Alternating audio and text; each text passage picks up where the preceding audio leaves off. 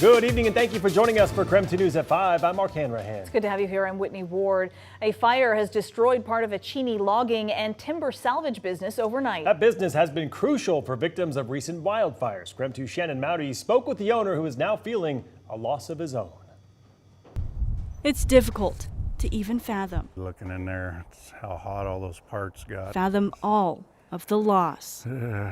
Overnight, a shop at Tom Turley's logging and timber salvage caught fire. The same business that's been helping pick up after loss from wildfires like Columbia and last summer's Gray Fire.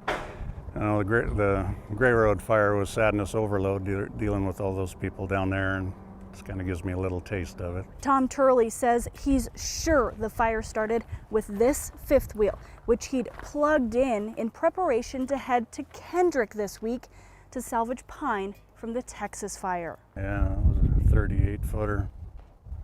It was nice. I was pretty proud of that. Only got to use it a couple times. Inside the shop was equipment, parts, and tools he inherited from his father. Maybe more than $250,000, he estimates. A total loss. Yeah, she got hot. Real hot. That's just hard to figure. Yeah, no insurance on that either. I was just going to do it here at the end of the week. And now another salvage, this time personal. Going to be quite the cleanup process and sift through. Shannon Mowdy, Pick out what I can and KREM 2 News. junk the rest.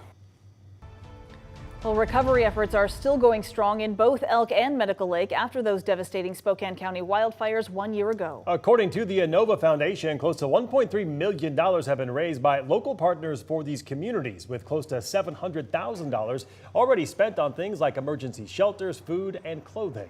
Gina Swanson is the director of the New Hope Resource Center. She says the situation is very different for those who had insurance than it is for those who did not. So the families that had insurance are doing really well for the most part. Some have already moved into their new manufactured homes or have foundations poured.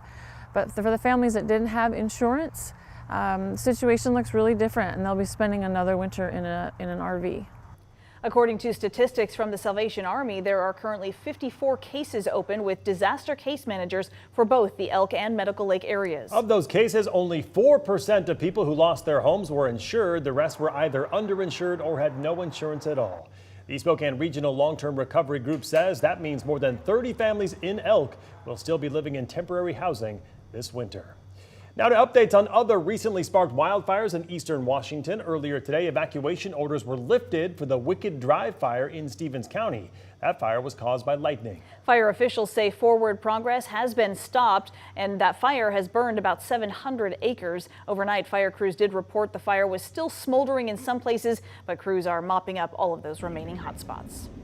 And the Spokan Fire Department is investigating more suspicious fires they say could be connected to the fires that were started yesterday near Browns Addition. The fire department believes those fires were set intentionally by the same person. Investigators are looking into 3 more fires in Highbridge Park that were started last night at around 8 p.m. The fires were kept to less than half an acre combined.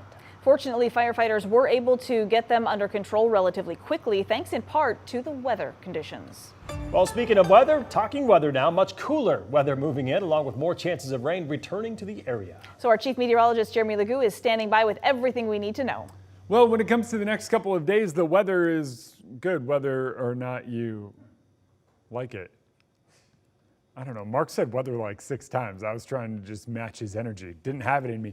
Temperatures near 80 degrees right now. It's about where we topped out today. Much cooler as our low pressure center and atmospheric trough start moving in. What that means for us is more chances of rain in the coming days. Right now, we're seeing a lot of that activity work its way from Yakima up to about Vantage. Some of that's moving into the gorge as we speak. Wenatchee, you saw a round of showers a little bit earlier. That eventually moves its way across the state, but emphasis on slowly.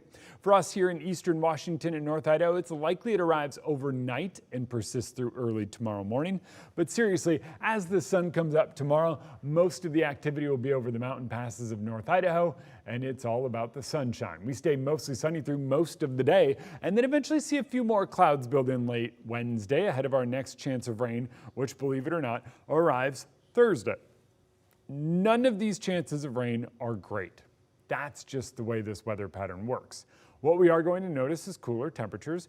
Tomorrow we top out around 79 despite the sunshine. Thursday, we get a big kick because of a southerly flow.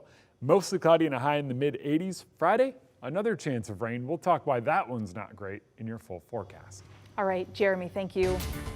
In more of tonight's top stories, Spokane police are searching for a man they say shot and injured someone near West Central. Police say that shooting happened yesterday near West Augusta. Officers arrived at the home and say they found a man shot in the chest.